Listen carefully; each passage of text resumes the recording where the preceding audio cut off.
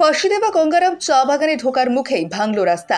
জাতীয় সড়ক হয়ে গঙ্গারাম বাজার ঢোকার মুখেই গ্রামের যাতায়াতের একটি মাত্র রাস্তা ভেঙে নিয়ে গেল টুনা নদী। নদীর স্রোতের জেরে নদীর সেতুর সঙ্গে সংযোগকারী রাস্তা ভেঙে যায়। রাস্তা ভাঙতেই বন্ধ হয়ে পড়ে যোগাযোগ। গত বছর সেতুর সংযোগকারী রাস্তা ভেঙে গিয়ে অস্থায়ীভাবে কাজ করা হয়। রাতে বৃষ্টি হতেই ফের একবার ভাঙল রাস্তা। সেতুর ওপরে 7টি গ্রামের ভরসা এই রাস্তা। সকাল থেকেই রাস্তা ভাঙলেও দেখা নেই প্রশাসনের, অভিযোগ স্থানীয়দের। গত বছর আগস্ট মাসে 25 তারিখ এটা ভেঙে গেছে।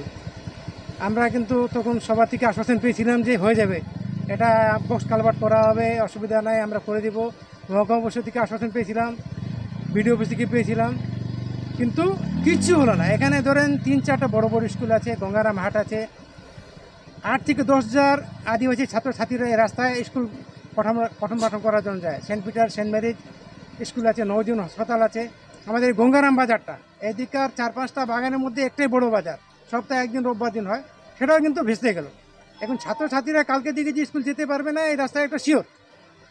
কারো যদি অসুবিধা হয়ে যায়, অসুখ বিসুখ হয়ে যায়, তাহলে কিন্তু ওই লোকটাকে বাগড়া ছাড়া উপায় নাই, ওই দিক থেকে ঘুরিয়ে পথে 12 কিলোমিটার যেতে হবে।